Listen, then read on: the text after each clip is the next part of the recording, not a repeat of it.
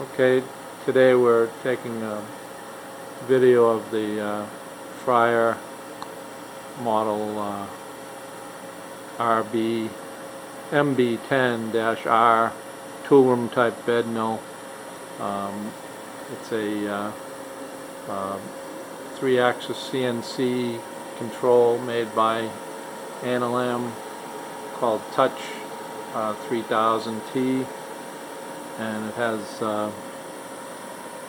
full 3-axis contouring.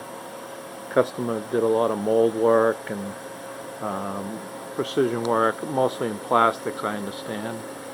It has a 12 tool changer station with a Cat 40 spindle. I believe it goes up to 6,000 RPM. It has approximately 17 by 30 table travels and approximately 20 inches on the Z. It's going to come with some tool holders. This is the Vari-Speed motor drive by Baldor. There's the auto lube system. You can see the heavy casting. It has a counterbalance and has a flood coolant pan.